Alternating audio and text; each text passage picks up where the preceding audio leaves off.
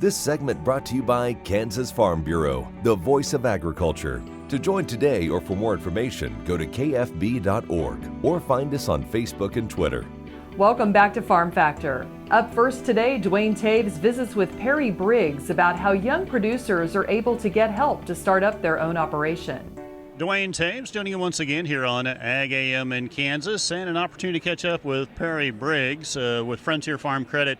Perry, talk a little bit about the realities of agriculture today. It's a much more capital-intensive business than what it was a few decades ago. Yeah, Duane, it really is, and you and I were just visiting about this, but what it takes to get into the industry sure is different than what it took probably 20 or 30 years ago.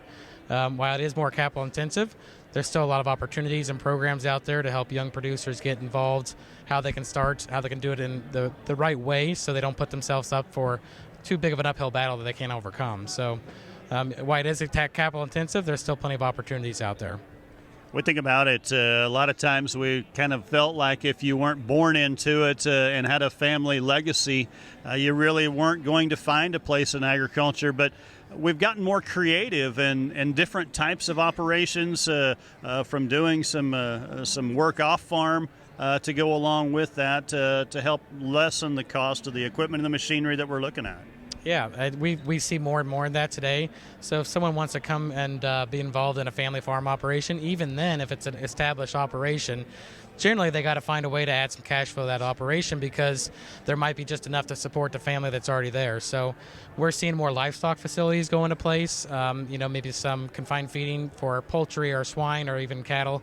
There's some opportunities to add some income through those routes.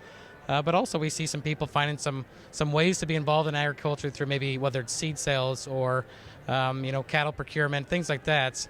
People are finding different opportunities to have some off-farm support as they try to build their operations as well. So it's almost like a new diversification process. We used to think about it in terms of the farmstead having a multiple species of livestock and a different array of crops. Now maybe we look at it from a diversification of income revenue sources as well. Yeah, that's absolutely right. I think we know for anybody that's wanting to jump into agriculture and be involved right away, we want to make sure they're doing the right things for them.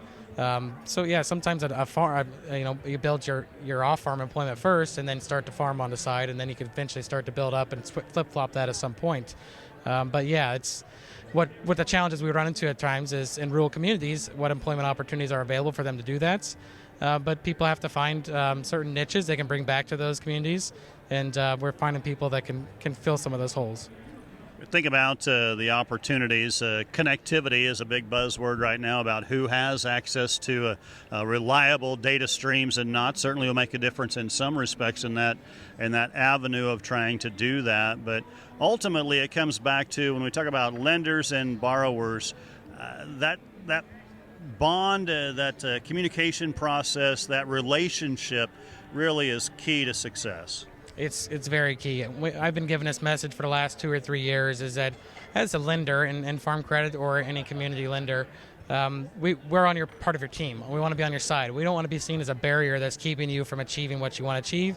We want to be there to help you achieve what you want to achieve. So that being said, that takes communication and trust by both sides. We want to make sure we understand people's plans. The better plans they have, the better they've thought through their expansion plans, their cash flows, their budgets, their options for the year. The more they have those conversations with their lenders, then the more upfront those conversations can be when the transparency really sets people up to be more successful. So we encourage people to work with their lender as somebody that's part of their team, not necessarily somebody that they're battling to overcome.